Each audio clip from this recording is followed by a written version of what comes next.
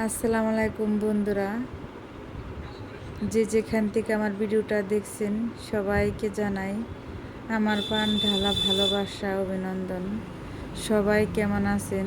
আশা করি আল্লাহর অশেষ মেহেরবানিতে ভালো আছেন। আলহামদুলিল্লাহ, আমিও ভালো আছি।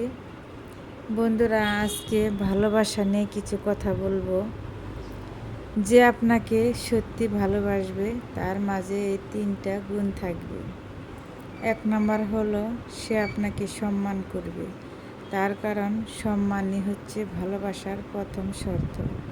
2 নাম্বার হলো বিপদ আপদে কষ্টের সময় সে আপনার পাশে থাকবে এবং তার কষ্টকে নিজের কষ্ট মনে করবে এবং সব সময় তার খোঁজ খবর নেবে। 3 নাম্বার হলো ভুল হলে তার সাথে খারাপ ব্যবহার না করে তাকে ক্ষমা করে দিবে। ক্ষমাই হচ্ছে মহত্বের গুণ।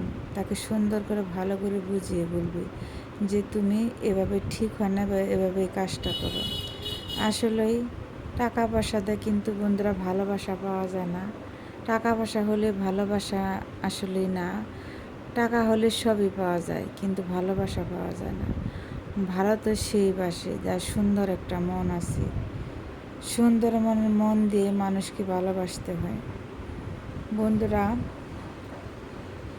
ভালোবাসা এমন একটা জিনিস, আসলেই কেউ বা পায় আবার কেউ হারায়।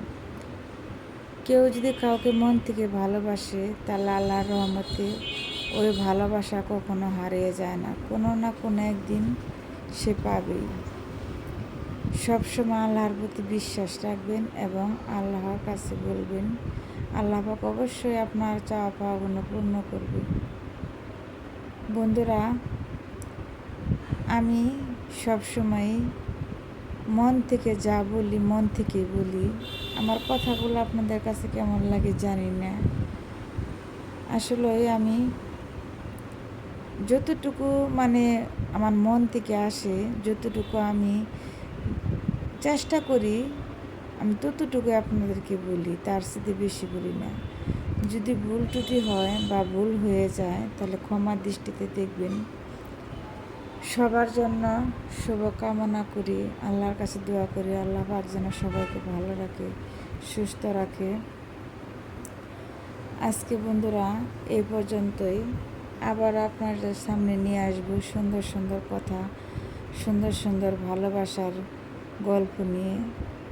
আসলেই জীবনটা একটা গল্প, ভালোবাসা একটা হলো মানুষের জীবনের গল্প। আজকে এ পর্যন্তই। আল্লাহ হাফেজ। সবাই ভালো থাকবেন, সুস্থ থাকবেন। সবার জন্য শুভকামনা, দোয়া রইল। আমার পাশে থাকবেন, সাবস্ক্রাইব করবেন। আল্লাহ হাফেজ।